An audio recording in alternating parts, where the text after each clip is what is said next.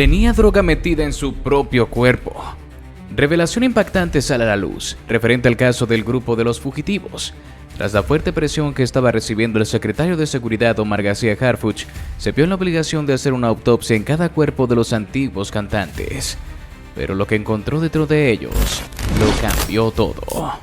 Tras la presión política y mediática que enfrentaba el secretario de Seguridad Omar García Harfuch por obtener resultados concluyentes sobre el asesinato de los 5 integrantes del grupo fugitivo, se ordenó una serie de exámenes forenses detallados que arrojaron hallazgos escalofriantes. Los cuerpos de los músicos presentaban rastros de drogas ocultas en cavidades internas, lo que sugiere una posible operación de transporte ilícito. Mientras que material incautado por agentes de inteligencia vinculaban al grupo con miembros del alto rango del cártel Jalisco Nueva Generación. La revelación, que fue confirmada por una fuente directa dentro de la Fiscalía General de la República, no solo pone en duda la narrativa inicial del caso, sino que también ha encendido una tormenta política, mediática y judicial, que amenaza con salpicar a múltiples niveles de complicidad institucional, empresarial y criminal. La primera señal de este giro llegó durante la mañana del domingo, cuando Harfuch solicitó de manera urgente a la Coordinación de Servicios Periciales del Estado un informe ampliado de las autopsias. Esta decisión, según trascendió, se dio luego de que un informe de inteligencia filtrado al despacho del secretario señalara anomalías fisiológicas evidentes en 3 de los 5 cuerpos, detectadas durante el primer estudio médico forense. Horas después, la confirmación no dejó lugar a dudas. Los cuerpos de los músicos presentaban pequeñas incisiones quirúrgicas en el abdomen, cerradas de manera burda, que al ser abiertas revelaron paquetes sellados al vacío de una sustancia blanca, posteriormente identificada como clorhidrato de cocaína de alta pureza. La droga estaba envuelta en plástico industrial y cubierta con una capa de látex quirúrgico, un método típico utilizado por mulas humanas para evitar el rastreo químico en puntos de control. El hallazgo fue devastador para la línea oficial, que hasta ese momento se había sostenido públicamente que se trataba de un crimen de odio contra músicos que habían incomodado al narco con sus canciones.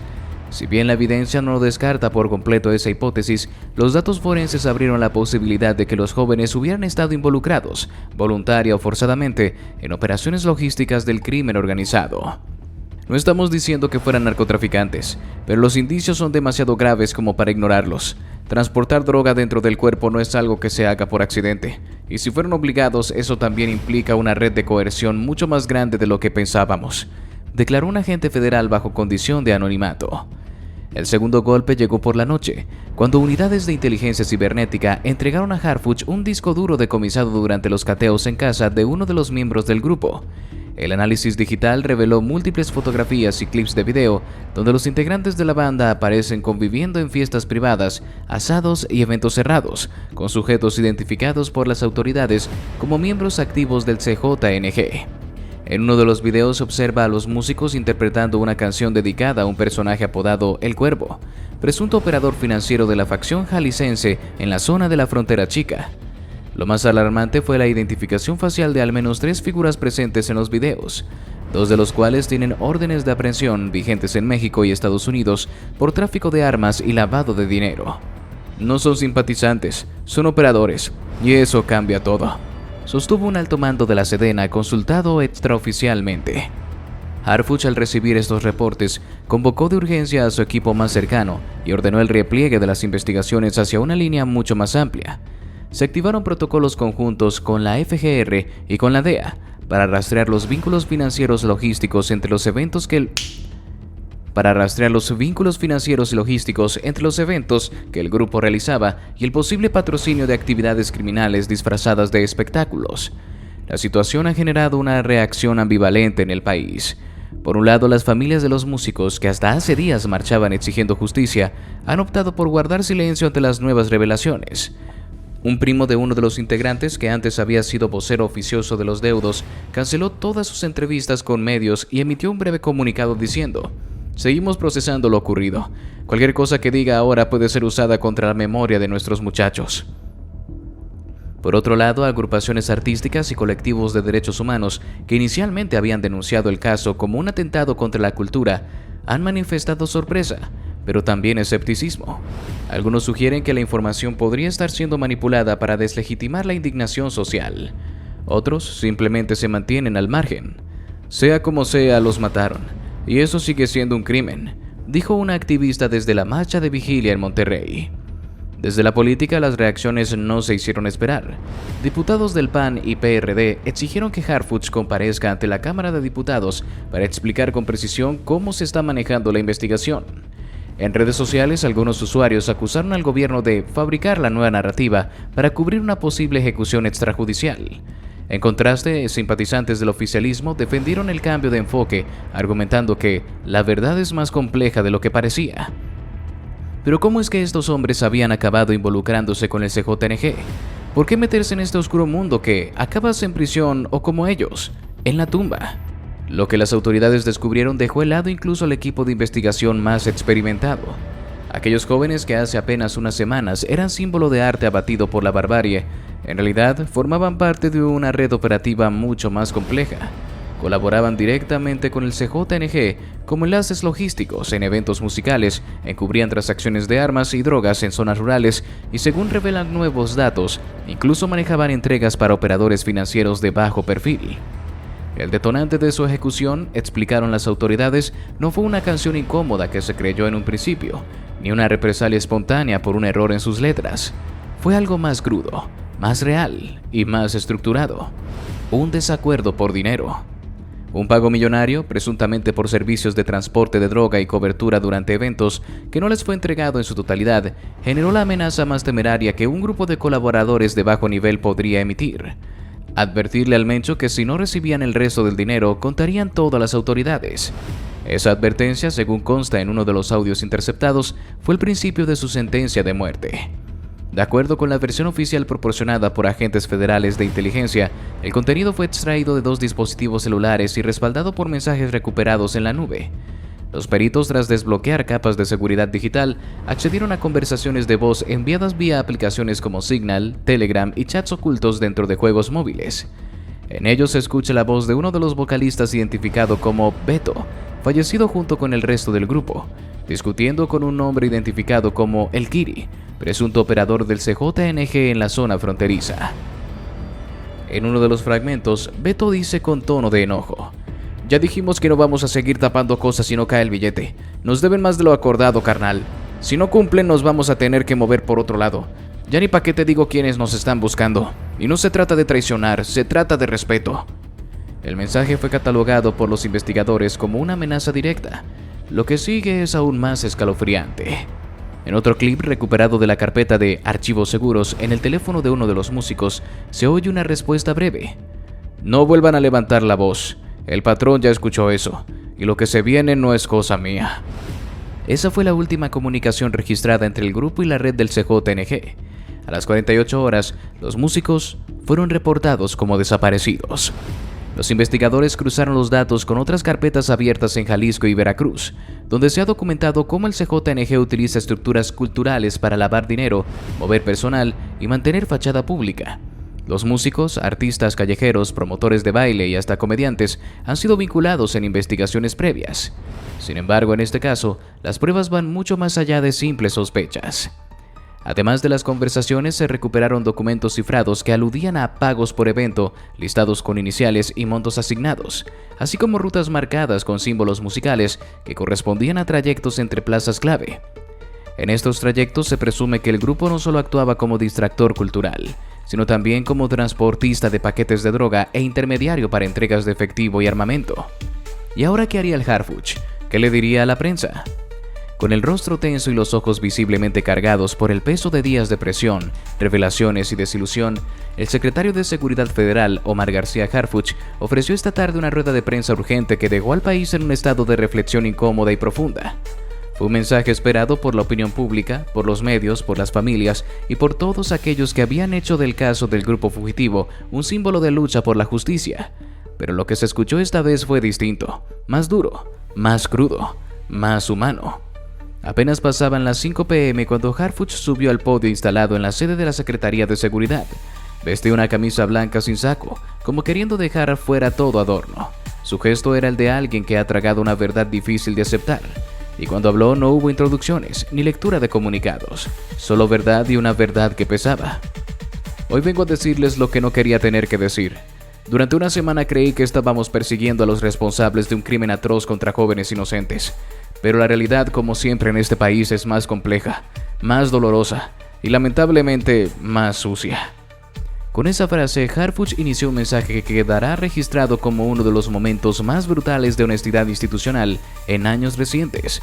El secretario confirmó ante decenas de reporteros y cámaras transmitiendo en vivo que tras el análisis de evidencia pericial, conversaciones encriptadas y videos recuperados de dispositivos de los integrantes del grupo, se determinó que los músicos mantenían una relación operativa directa con el Cártel Jalisco Nueva Generación CJNG y que su asesinato fue consecuencia de una ruptura financiera y una amenaza que llegó hasta los oídos de Nemesio Ceguera Cervantes, alias El Mencho. Los muchachos del grupo fugitivo no murieron por cantar corridos, murieron porque en algún momento de sus vidas cruzaron una línea que no debía cruzarse, y cuando exigieron lo que consideraban suyo, cuando amenazaron con hablar, el narco, como siempre, respondió sin piedad. Las palabras resonaron con fuerza en la sala. Por primera vez, un alto mando del gobierno federal no solo confirmaba el involucramiento de figuras públicas en el crimen organizado, sino que lo hacía sin eufemismos, sin rodeos y sin proteger la narrativa de víctimas absolutas.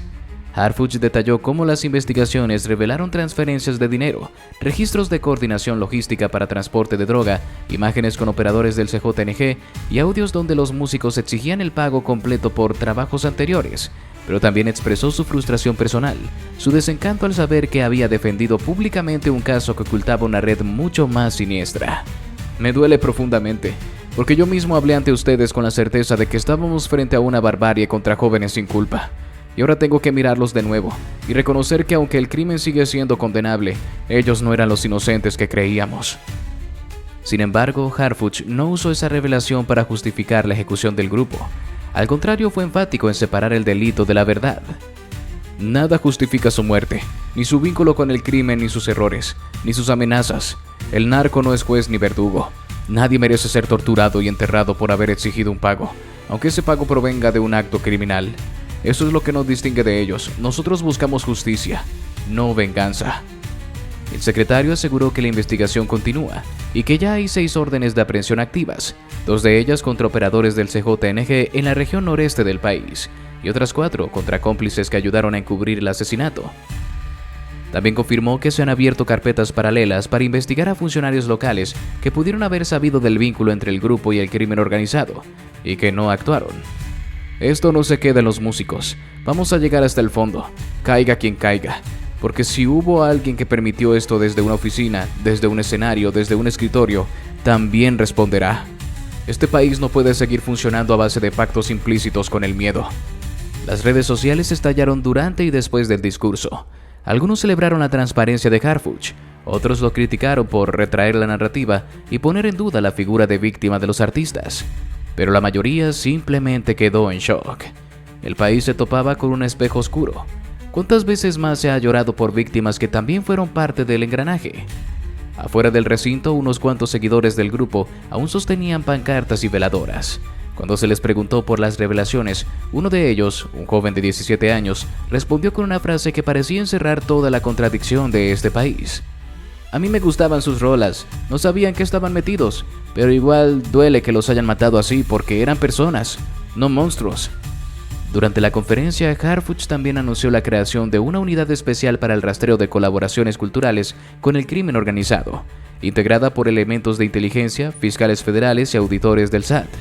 El objetivo será revisar giras, contratos, ingresos no declarados y cualquier estructura que permita al narco utilizar músicos, actores o figuras públicas como fachada. No se mencionaron nombres, pero se anticipa una ola de investigaciones dentro del gremio artístico regional. En los últimos minutos de su discurso, el secretario bajó la voz y habló ya no como funcionario, sino como ciudadano, como padre, como mexicano. No quiero que nadie malinterprete este mensaje. No estoy aquí para arruinar legados, ni para desacreditar el dolor de las familias. Estoy aquí para decir la verdad, aunque duela, porque eso también es justicia, porque si no entendemos lo que pasa, lo vamos a repetir, y si lo repetimos algún día nos va a tocar a todos. ¿Y el grupo de los fugitivos con qué había iniciado realmente? ¿Y qué fue lo que los llevó a tomar esa decisión que acabaría con su vida? La historia del grupo fugitivo inicia en 2019, cuando 3 jóvenes de la colonia Juárez de Reynosa, Carlos Alberto Beto Molina, Javier El Chino Sánchez y Mario Aguirre, decidieron formar una agrupación norteña. Su estilo era tradicional, rudo, sin pretensiones. Empezaron tocando en fiestas familiares, luego en 15 años, y poco a poco lograron colarse en bares locales. El nombre Fugitivo nació casi como una broma interna, haciendo alusión a la vida apresurada y al sentimiento de escapar de la miseria que, según ellos, vivían a diario. Con el tiempo se les unieron dos músicos más, Luis Gerardo Torres en la batería y Esteban El Güero Ramírez en el bajo sexto. Este último, según revelaron fuentes de investigación, sería quien más tarde actuaría como nexo entre el grupo y las redes criminales. En sus primeros años, el grupo se caracterizaba por interpretar temas populares de los Cadetes de Linares, Ramón Ayala y los Invasores de Nuevo León. Tenían un sonido sólido, aunque limitado en innovación. Lo que los hacía especiales era su energía en vivo y su conexión con el público de cantinas, plazas y ferias improvisadas. La voz de Beto se hizo rápidamente conocida por su tono quebrado, casi sufrido, que le daba autenticidad a las baladas sobre cárcel, traición y vida dura. Pero conforme su fama regional crecía, también lo hacía su necesidad de financiamiento. Los instrumentos eran caros, los viajes complicados y los contratos irregulares.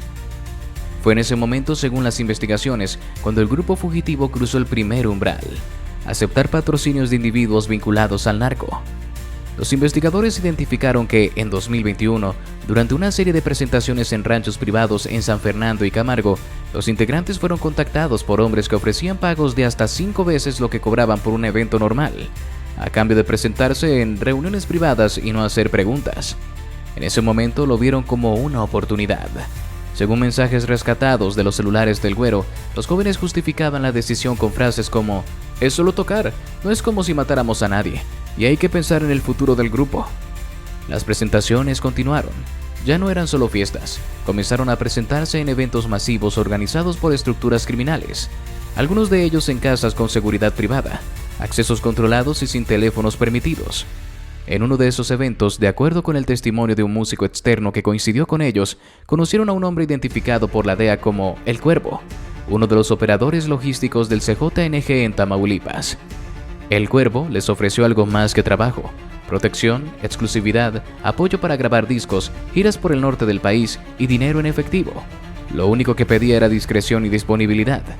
Ahí comenzó la segunda etapa de su caída. Grupo Fugitivo se convirtió en un activo útil para el crimen organizado. No solo tocaban donde se les pedía, también transportaban paquetes, utilizaban sus vehículos para mover dinero, y en al menos 2 ocasiones, según peritajes forenses, actuaron como mulas humanas, llevando droga en cavidades corporales, práctica común del CJNG para burlar retenes en la frontera. Conforme su vínculo con el cártel se fortalecía, también lo hacía su notoriedad. Empezaron a subir a redes sociales fotos con camionetas de lujo, cadenas de oro y referencias veladas a patrones y jefes de respeto. Algunos de sus nuevos temas hablaban en código sobre figuras del narco, aunque sin nombrarlos directamente. Los investigadores encontraron en sus computadoras letras de canciones nunca publicadas con referencias directas a hechos violentos ocurridos en la frontera, incluyendo ajusticiamientos, enfrentamientos y negocios ilegales. Los títulos eran inquietantes: El Pase Negro, La Última Entrega, Del Norte al Infierno. Pero en algún punto todo se torció. Según los archivos recuperados, el CJNG les había pagado por un cargamento específico que debía llegar desde Nuevo León hasta Matamoros. Sin embargo, el paquete, droga de alto valor, nunca llegó a su destino. El grupo alegó que habían sido interceptados. El cártel, por su parte, no les creyó. A partir de entonces, las tensiones comenzaron a escalar. En conversaciones por Telegram, Beto exigía el pago restante que se les debía por presentaciones recientes y el supuesto trabajo logístico. En uno de los audios clave de la investigación, su voz se escucha alterada, retadora. "Nos deben y nos tienen dando vueltas. Si esto no se arregla, vamos a soltar todo. A ver si el gobierno no quiere saber lo que sabemos". Esa frase, según fuentes federales, fue la sentencia de su muerte. En los días siguientes, sus movimientos fueron rastreados. En su última presentación, en un sport bar de la colonia Riberas de Rancho Grande, cámaras captaron a 2 vehículos sospechosos siguiéndolos tras salir del lugar. A la mañana siguiente ya no contestaron llamadas. 5 días después fueron encontrados enterrados en una fosa clandestina. Los forenses determinaron que fueron asesinados con signos de tortura y sometimiento, lo que sugiere una ejecución planeada, con el propósito de enviar un mensaje. Y así llegamos al final de este video. Si te gustó, te invito a que nos des tu me gusta para seguir haciendo más videos como este. Además de que no olvides suscribirte y activar la campanita para que no te pierdas ninguno de nuestros nuevos videos. Te deseo un gran día. Hasta la próxima.